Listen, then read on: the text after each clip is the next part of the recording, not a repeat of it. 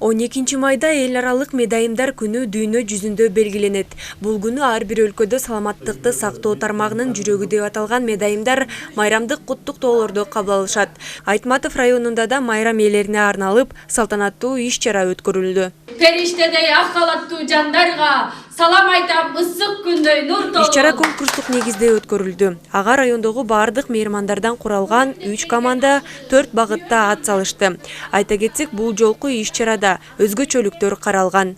Бардык бөлүмдөрдүн улуу медайымдары биригип, ушул ынтымак болсо экен, биздин жааматыбызда дайыма достук болсо экен деп 3 команда түздүк. Биринчи команданы биз өзүбүз көрсөтүп, улуу меймандар биригип, мээримдүү апалар тобун түздүк. Биз ошо мээримдүү апалар болуп, дайыма ыр күлкү менен коштоп, өзүбүздүн коллективдин алдында ырдап жүрөлү деп. Экинчи командабыз биздики ынтымак командасы болду, үчүнчү командабыз ден соолук командасы болду. Ак халатчан ак эмгектүү айымдардын кесиптик майрамына карата өткөрүлгөн кароо сынакта Кара Буура айыл өкмөтү тарабынан жалпы 10 000 сом байге коюлду. Ошондой эле катышуучуларга кызыктыруучу белектер да берилди. Биз ушунча мынакей бир айдан бери аябай даярданганбыз.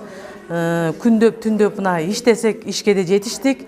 Жумушубузга да жетишип атабыз, үй бүлөбүзгө да, бала чакабызга баарына жетишип, мынакей биринчи орунду алып атабыз. Бул эң жакшы, биз сыймыктанган, биздин эң жакшы кубанычтуу күнүбүз бүгүн.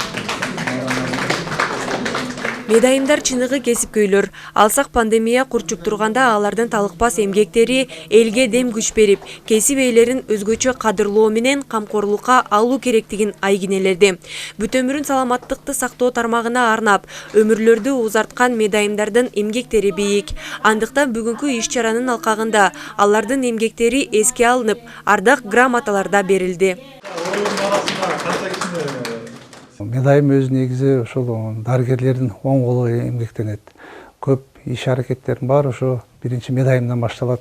Андан кийин медайымдан өтүп барып, андан кийин дарыгерге барышат келген жаранда. Биз бул майрамды жылда эле өткөзөбүз, бирок быйыл форматын башкача кылып атабыз да. Бул конкурс катары өткөзүлөт. Ошол жерден билет алып, ар бир команда жооп берет. Ал эмне суроолор, ал суроолор кепилдик программасы деп коет, программа көз гарантий деп. Белгилей кетсек, бүгүнкү күндө Талас облусу боюнча 1200дөн ашуун орто медицина кызматкерлери бар. Алардын 300гө жакыны Айтматов районунда. Жаркынай Тургунбекова, Чыңгыз Бокошов, Зина Акматова, Айтматов району.